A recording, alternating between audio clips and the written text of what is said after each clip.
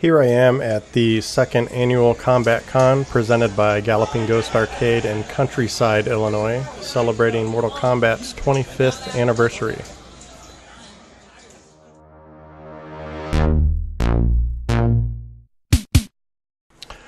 Mortal Kombat was a huge influence during my childhood, a time before anyone knew the internet even existed and when video games were considered more for kids than adults. I mean, the ESRB that decides how games are rated hadn't even been established yet. I was just entering my teens and a diehard Nintendo fan up until this new game was released, surrounded in controversy. So much controversy that Nintendo wouldn't even allow it on their platform without heavy censorship that removed most of the violence and gore. The only ways around it were to play at the arcade, get the competing Sega, which also censored the game, but at least they provided a cheat code to unlock the uncensored version, or you could use the also controversial game Genie, which would allow you to change the color of sweat to red, but even then you still missed out on the original fatalities.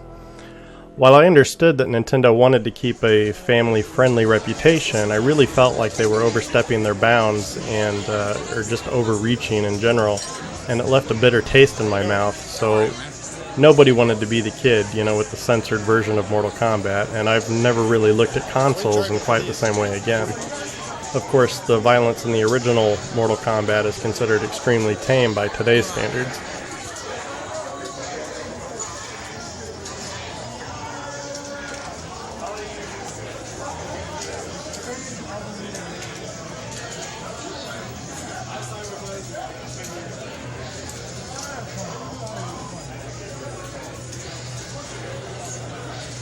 It's pretty good. Yeah, that's good. Yeah, right? It's not like funny bad. Yeah. It is. I officially work at this What's your name? I arrived at the conference pretty early before the crowd started rolling in.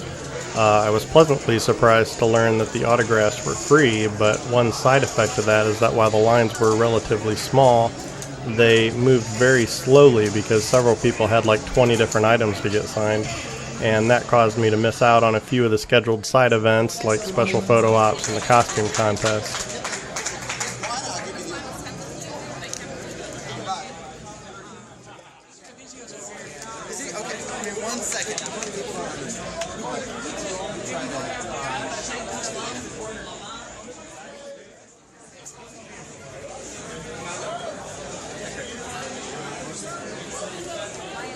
I picked up one of the wooden handcrafted logos and was determined to get it signed by the complete original Mortal Kombat cast.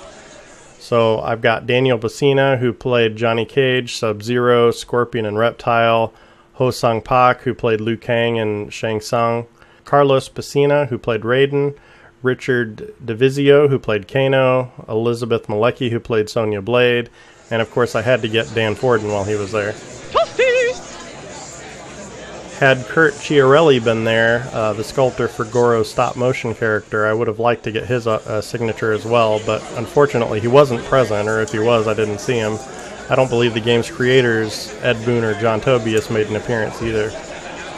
I tried to get a picture with Daniel doing a Johnny Cage split punch on me, but unfortunately he said he wasn't wearing the right pants for that, so I did settle for this poster instead. All the actors were super friendly. When they weren't signing at their tables, they were walking through the crowd and engaging with fans, taking selfies and having conversations. I mean, it was really a far cry different from some of the bigger conventions I've been to.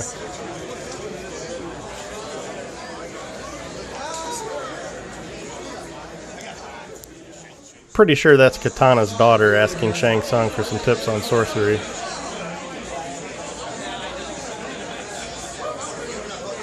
It was really an amazing experience, and I hope the con continues to grow. I wasn't there last year, but people told me there was a lot more people there this year. And I do have more footage from this trip, but decided it was better to try and break it up in order to stay focused and to try to keep the videos relatively short. So I'll be uploading those other videos separately.